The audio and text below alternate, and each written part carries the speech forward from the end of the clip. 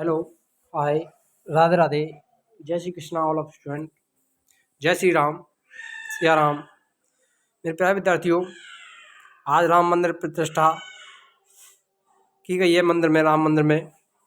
तो उसके लिए हार्दिक शुभकामनाएं प्रतिष्ठा होने पर। तो देखिए मेरे प्यारे विद्यार्थियों, मध्यकालीन प्राचीन भारतीय इतिहास के अंतर्गत जो हम क्लासेस चला रखी हैं, उसके अंतर्गत आज गुलाम वंश को कवर करने वाले हैं, जो कि सल्तनत काल से संबंधित है। तो देखिए जो सल्तनत काल है उसके बारे में आज आपको बताने वाले हैं, जिसमें पहला आता है गुलाम वंश। तो गुलाम वंश के संस्थापक की बात करें तो गुलाम वंश का संस्थापक कुतुबुद्दीन ऐबक था, जो कि मोहम्मद गौरी का सेनापति था। मोहम्मद गौरी की मृत्यु के बाद कुतुबुद्दीन ऐबक ने गुलाम वंश की स्थापना की थी। तो आगे देखिए, गुलाम वंश की स्थापना 1206 ईस्वी में हुई थी। कब की गई थी? 1206 ईस्वी में हुई थी। कुतुबुद्दीन ऐबक ने गुलाम वंश की स्थापना की थी। मोस्ट इंपोर्टेंट है, ये पूछा जाता है यहाँ से कि गुलाम वंश के संस्थापक कौन थे। सल्तनत काल की बात करें, ट्रिक की बात करें तो वंश कौन कौन से थे? गु खातू सैलो, गु खातू सैलो।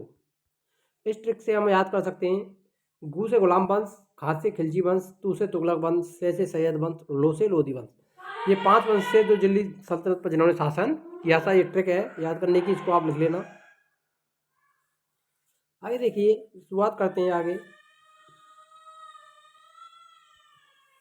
तो वह गौरी का गुलाम था। कुतुबुद्दीन ऐबक किसका गुलाम था? मोहम्मद गौरी का गुलाम था। गुलामों को फारसी भाषा में बंदरगो कहा जाता है तथा इन्हें सैनिक सेवा के लिए खरीदा जाता था। यानी इनकी सैनिक सेवा करने के लिए इनको खरीदा जाता था। और फारसी भाषा की बात की गई है तो क्या कहा जाता है? गुलामों को बंदरगो कहा जाता है। कुतुबुद्दीन ऐबक ने अपना राज्याभिषेक 24 जून 1206 ईस्वी को किया था। यानी मोहम्मद गौरी की मृत्यु हुई थी, खोखरों के द्वारा उसकी हत्या कर दी गई थी 1206 ईस्वी में। उसके बाद में गुलाम वंश की स्थापना कुतुबुद्दीन ऐबक के द्वारा की गई थी और उसका राज्याभिषेक 24 जून 1206 ईस्वी को किया गया था। आगे देखिए, कुतुबुद्दीन ऐबक ने अपनी राजधानी लाहौर को बनाया था। राजधानी क्या बनाई थी? लाहौर।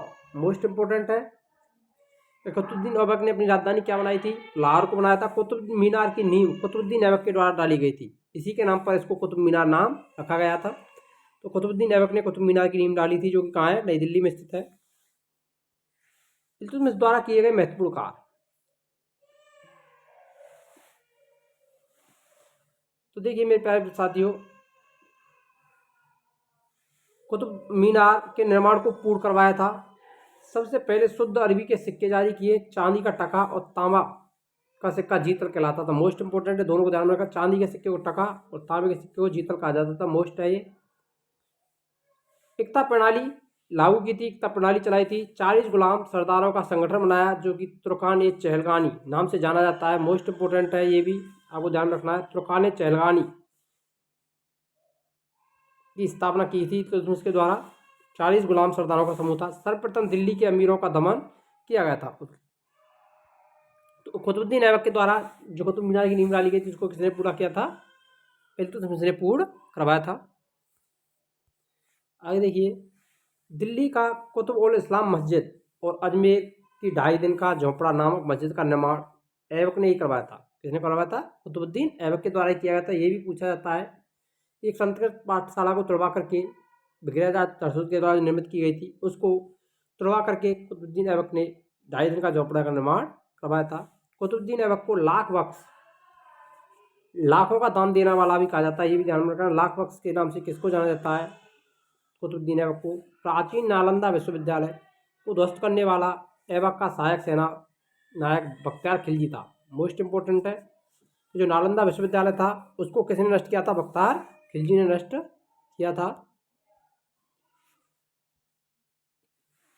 कुतुबुद्दीन ऐबक की मृत्यु 1210 ईस्वी में चौगान खेलते समय कैसे हुई थी? चौगान खेलते समय घोड़े से गिरकर हो गई थी और इसे लाहौर में दफनाया गया था। मोस्ट इंपोर्टेंट, ये भी पूछा जाता है। हमने आपके लिए परीक्षा की दृष्टि जो इंपॉर्टेंट है वो इसी चीज़ों को लिख के आए हैं, जो आपके लिए परीक्षा में आने वाले हैं।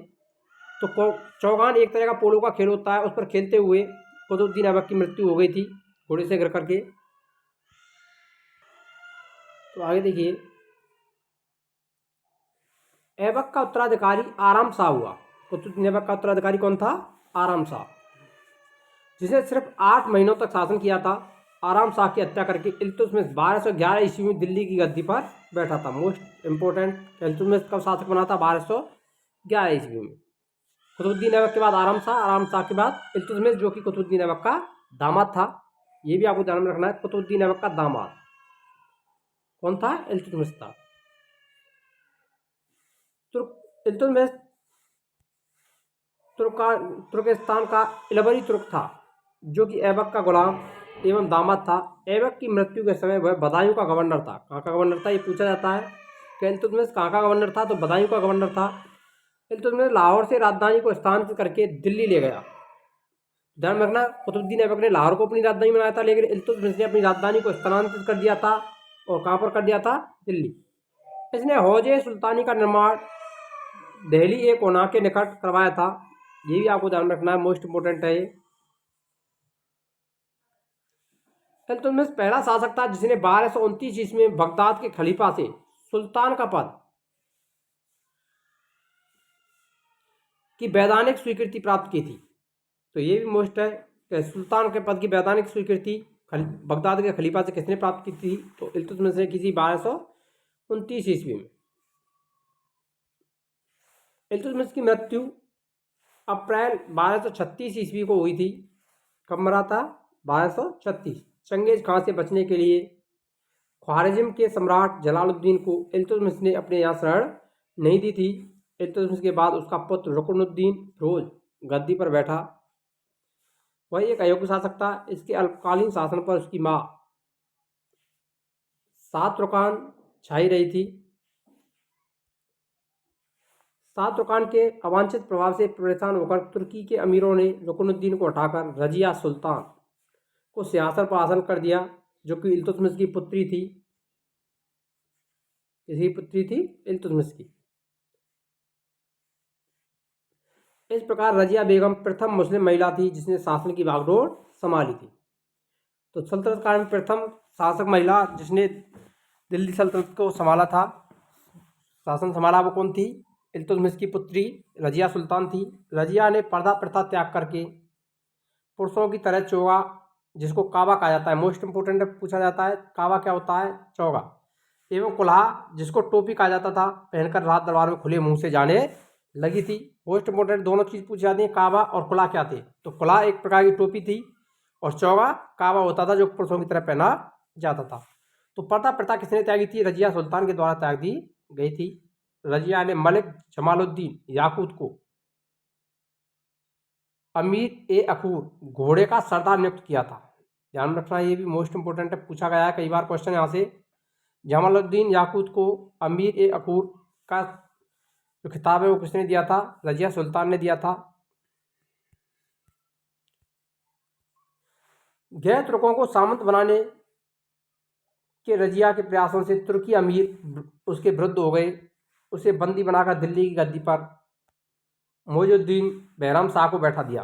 रजिया सुल्तान के बाद किसको शासक बनाया था? बैराम शाह को बनाया गया था।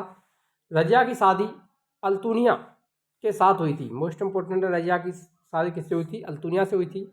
इससे शादी करने के बाद रजिया ने पुनः गद्दी प्राप्त करने का प्रयास किया, लेकिन वह असफल रही, यानी दोबारा से वो गद्दी प्राप्त नहीं कर सकी। रजिया की हत्या 13 अक्टूबर 1240 ईस्वी को डाकुओं के द्वारा कैथल के पास की गई थी। मोस्ट इंपोर्टेंट, ध्यान रखना, रजिया सुल्तान की मृत्यु कहाँ पर हुई थी? कैथल में हुई थी। कहाँ हुई थी? कैथल। 13 अक्टूबर 1240 ईस्वी को की गई थी। बैराम शाह को बंदी बनाकर उसकी हत्या मई 1242 में कर दी गई। बैराम शाह की हत्या 1242। बैराम शाह के बाद दिल्ली का सुल्तान अलाउद्दीन मसूद शाह 242 ईस्वी में उसका सुल्तान बना था। बलबन ने षड्यंत्र के द्वारा 1246 ईस्वी में, ध्यान रखना, बलबन अलाउद्दीन मसूद शाह को सुल्तान के पद से हटाकर नासिरुद्दीन महमूद को सुल्तान बना दिया था। नासिरुद्दीन महमूद ऐसा सुल्तान था जो टोपी सीकर अपना जीवन निर्वाह करता था। बलबन ने अपनी पुत्री का विवाह नासिरुद्दीन महमूद के साथ कर दिया। बलबन का वास्तविक नाम बहाउद्दीन था। मोस्ट इंपोर्टेंट है, पूछा जाता है यहाँ से कि बलबन का वास्तविक नाम क्या था? बहाउद्दीन। वह इल्तुतमिश का गुलाम था। तुर्कान चैलगानी का विनाश बलबन ने किया। मोस्ट इंपोर्टेंट ये भी ध्यान में रखना कि तुर्कान चैलगानी जो इल्तुतमिश के द्वारा गठित था, उसका विनाश किसने किया था? तो बलबन ने किया था। मोस्ट इंपोर्टेंट फैक्ट है, ये पूछा जाता है। तुर्कान चैलगानी का दमन किसने किया था? बलबन ने। बलबन ने रक्त और लोह की नीति को भी अपनाया था। बलबन 1266 ईस्वी में गयासुद्दीन बलबन के नाम से दिल्ली की गद्दी पर बैठा। यह मंगोलों के आक्रमण से दिल्ली की रक्षा करने में सफल रहा। राज दरबार में सिजदा और पेवोस प्रथा की शुरुआत बलबन के द्वारा की गई थी। मोस्ट इंपोर्टेंट है, सिजदा और पेवोस किसके द्वारा शुरू किया गया था दिल्ली सल्तनत काल में? तो बलबन के द्वारा शुरू किया गया था। बलबन ने फारसी रीति रिवाज पर आधारित नौरोज त्योहार या उत्सव को मनाना प्रारंभ किया था। ये भी पूछा जाता है। मोस्ट इंपोर्टेंट फैक्ट है ये भी कि नौरोज त्योहार किसके द्वारा मनाने की प्रथा शुरू की गई थी? बलबन के द्वारा। अपने विरोधियों के प्रति बलबन ने कठोर लोह और रक्त की नीति का पालन किया था। मोस्ट इंपोर्टेंट, रक्त और लोह की नीति किसके द्वारा अपनाई गई थी? तो बलबन के द्वारा अपनाई गई थी। नासिरुद्दीन महमूद ने बलबन को उलुग खां की उपाधि प्रदान की थी। तो बलबन को उलुग खां की उपाधि किसके द्वारा दी गई थी? नासिरुद्दीन महमूद के द्वारा दी गई थी। मोस्ट है ये भी। बलबन के दरबार में फारसी प्रसिद्ध कवि अमीर खुसरो एवं अमीर हसन रहते थे। ध्यान में रखना कौन कौन से रहते? अमीर खुसरो और अमीर हसन किसके दरबार में रहते थे? बलबन के। गुलाम वंश का अंतिम शासक शमसुद्दीन कैमूर्स था। और वीडियो अच्छी लगी हो तो वीडियो को लाइक कर दें, शेयर करें, और चैनल पर नए हैं तो चैनल को सब्सक्राइब अवश्य करें। मिलते हैं नेक्स्ट वीडियो में, तब तक के लिए जय हिंद, राधे राधे, जय श्री कृष्णा।